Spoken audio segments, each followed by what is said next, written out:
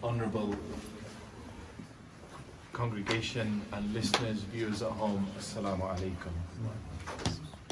We have been discussing the ayahs of Surah Al-Baqarah, which is the second surah of the Holy Quran, which is a Madani surah. And today I just wanted us to take a moment to reflect on the various verses and produce a short summary. And that's what we'll do today. The reason is we have been reflecting on each ayah, and each ayah in itself is like a thread. But when you come back a little bit and look at it, it produces something rather amazing, and it's important not to miss that. The surah, I mentioned at the very beginning in the first opening lecture that we're going to discuss context as we went along. And I think today is a good juncture to discuss some of its context. Al-Baqarah Sharif is the longest surah of the Holy Quran, comprising 286 verses. It's a Madani surah, which means that it was revealed after migration, after the Prophet ﷺ migrated from Makkah al-Mukarramah to Medina al-Munawwarah.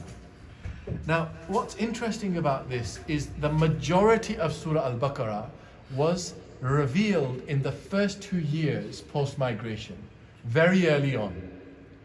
And there's a significance about that.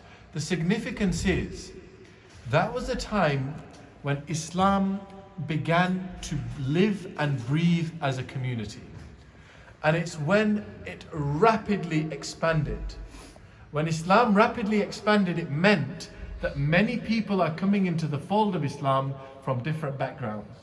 Whether it's Arab tribes, whether it's Jews, whether it's people from a religious background or non-religious background.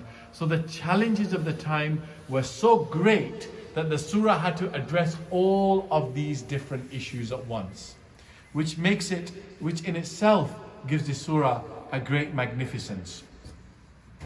Not only that, the surah, I would want to mention this because I mentioned it's Madani surah. There are 2 ayahs in Surah Al-Baqarah which were revealed before migration. They were revealed in Makkah al-Mukarramah. Does anybody know which 2 ayahs they were? They were the final 2 ayahs of Surah Al-Baqarah. Which are? Amana Rasulullah, the very last 2 surahs, yeah, last 2 ayahs, which are very famous. They're read regularly, almost on a daily basis in some households.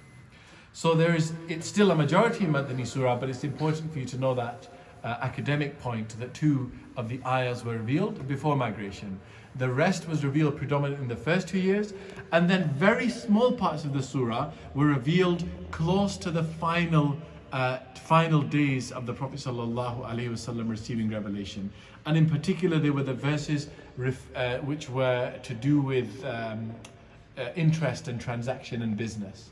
They were revealed towards the later time of the Prophet ﷺ receiving revelation. We mentioned the first ayah was Haruf Muqatta'at, Alif Lam Mim, and there's a lot of significance about that.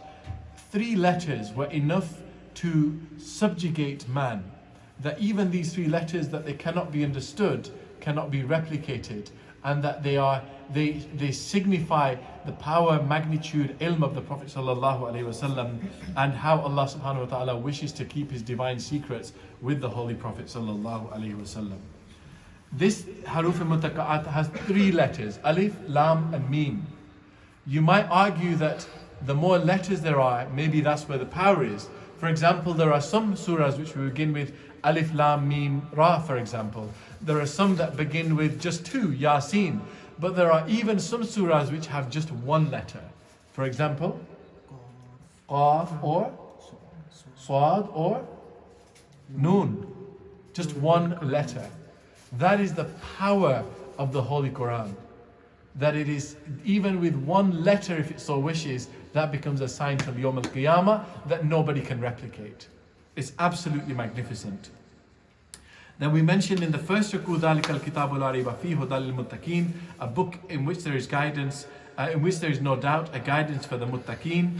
And then the fourth, the completion of that was أُولَٰئِكَ عَلَىٰ هُدًى مِّن رَبِّهِمْ وَأُولَٰئِكَ هُمُ الْمُفْلِحُونَ. So guidance at the top, guidance at the bottom, and then 2 ayahs relating to Iman. So the way that the surah opens is it begins by establishing a response to Al-Fatiha. In Al-Fatiha, a prayer is made. It's recited every day, every rakat. Ihdina sirat al-mustaqim. Guide us to the straight path. And Al-Baqarah replies saying, I am a book in which there is no doubt. That I am your guidance. Hudal, ihdina siratal. You wanted guidance. Hudal lil muttaqin. I am that guidance. And then it introduces the key aspects of faith, which are to believe in the unseen, to pray, to establish salah, to give to the poor, mimma razaqnahum, to give not just to the poor, but to give what you can from what Allah subhanahu wa ta'ala has given you. And then it says, وَالَّذِينَ يُؤْمِنُونَ بِمَا أُنزِلَ إِلَيْكَ. That phrase there, وَمَا أُنزِلَ مِن قَبْلِكَ, along with وَمَا أُنزِلَ مِن قَبْلِكَ, establishes the importance of prophethood. That whatever is revealed on you, Ya Rasulullah sallallahu alaihi wasallam, and whatever was revealed on those before you. And وَبِالْآخِرَةِ, the day of judgment. So already in a very short succession, Al-Baqarah Sharif has introduced the key tenets of faith, the key pillars of faith that are needed by mankind. Then what it does is it stratifies human beings into three discrete categories, as either believers, those who are humul muflihun, those who are successful, who are toiling for success. Then kafirin, those who are khatam Allahu ala qulubihim, that they have seals on their hearts and on their hearing and on their sights.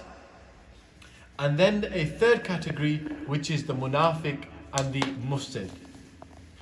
And these verses, وَمِنَ النَّاسِ مَن يَقُولُ آمَنَّا بِاللَّهِ وَبِالْيَوْمِ الْآخِرِ وَمَا هُمْ بِمُؤْمِنِينَ, picks up the qualities that there are people who say one thing but do another. And Allah subhanahu wa ta'ala says, وَلَهُمْ عَذَابٌ عَلِيمٌ بِمَا كَانُوا يَكْذِبُونَ, that it is their lies that are going to get them punished.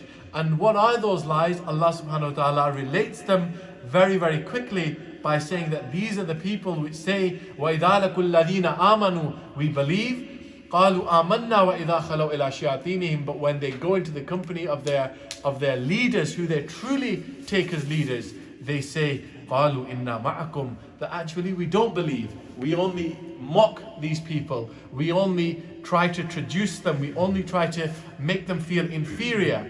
So Allah subhanahu wa ta'ala enlists these qualities one by one by one, and then concludes these verses with that beautiful example that there was someone who in the dark desert night tried to light a fire, and not only was the attempt successful, but it was so successful that فَلَمَّا أَضَاءَتْ مَا حَوْلَهُ, the whole of the surroundings were lit up and they were heated and protected. But Allah subhanahu wa ta'ala took away the sight of these people. Their spiritual hearing was gone, their spiritual speech was gone, their vision was gone. فَهُمْ لَا يَرْجِعُونَ, and they were not able to return. And then Okasiyabin, there was another class of people mentioned, that these are people who also in the dark night are in rain, heavy rain, that there is thunder and lightning and it's deafening for them, that they have pushed their fingers deep into their ears, trying to run from death. Wallahu muhitum bil kafirin, that this is their disbelief. Yakadul barku yakhtafu absarahum, that even every single lightning strike, thunder strike, it terrifies them. Kullama adaa lahum mashaw fih, whenever they get a little bit of light, they try to walk. Wa idha azlama alayhim qamu, as soon as it goes dark, they become still again. Walau sha'allahu la dhahaba bisam'ihim wa absarihim, that if Allah willed, even with these people, with their infaq, Allah could have taken away their hearing and their sight. Inna Allah ala kulli shayin qadir, that Allah subhanahu wa ta'ala is the one with all power.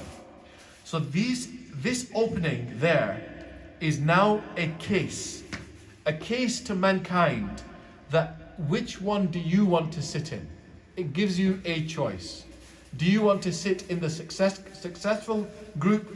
Do you want to sit in the adabun azim group, the great punishment group, the kafir group? Or are you going to be in that group where you think you're neither here, you're neither there? You are saying one thing, but you are doing another. And the reason why the qualities of the munafiqeen had to be enlisted and opened again and again is because the early society of Medina al-Munawwara, when it was forming, although it had the greatest of men, it also had those people who converted to Islam just to protect their own